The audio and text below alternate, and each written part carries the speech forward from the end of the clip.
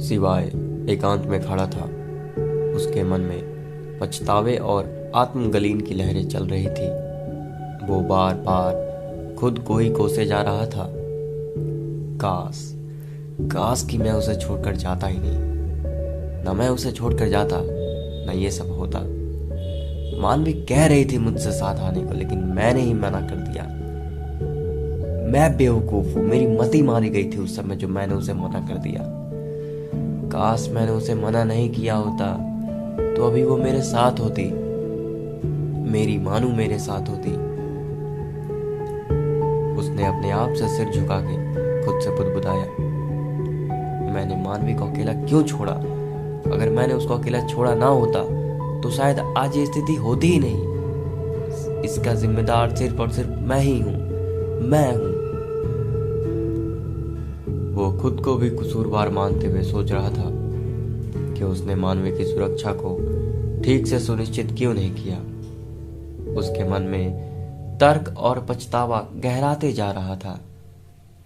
उसे ऐसा लग रहा था कि अगर उसने मानवी को अपने साथ ही जाने दिया होता तो शायद ये सब होता ही नहीं। सिवाय की आत्मग्लानि और भावनात्मकता उथल पुथल ने उसे बेताब कर दिया था।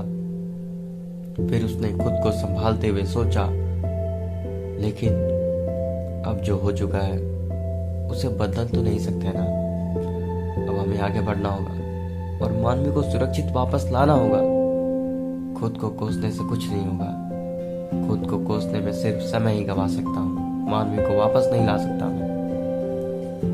उसे पता था कि सिर्फ आत्मग्लानि से कुछ हल नहीं होगा, बल्कि आत्मग्लानि और दोषी भाव से उसे भीतर से तोड़ दे रहा था।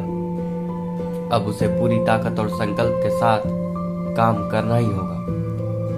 उसने गहरी सांस ली और खुद को संजीवनी देते हुए कहा और अपने टीम के पास लौटने का फैसला किया। फिर उसने खुद को सांत्वना देने की कोशिश की।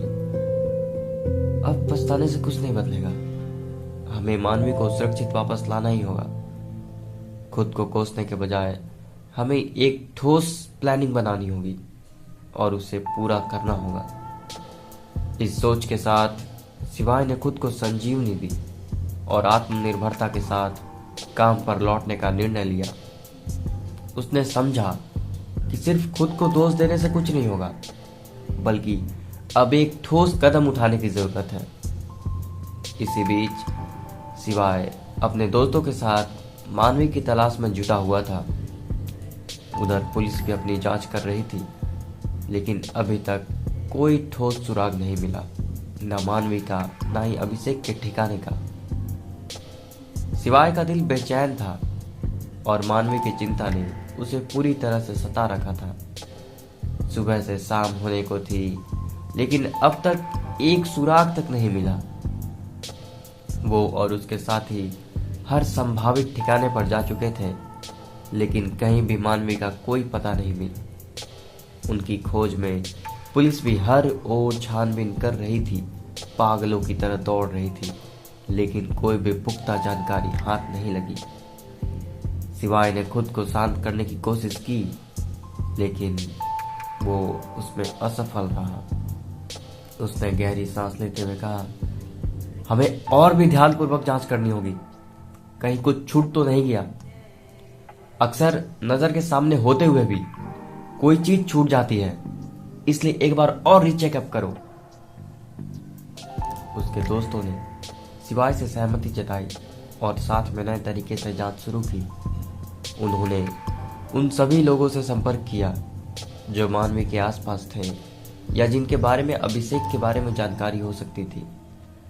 जैसे ही सूरज ढलने लगा, सिवाय की उम्मीदें भी थोड़ी कम होने लगी थी, लेकिन उसने खुद को आश्वासन करते हुए कहा, हमें मानवी को ढूंढना होगा, हर हाल में मानवी को ढूंढना ही होगा।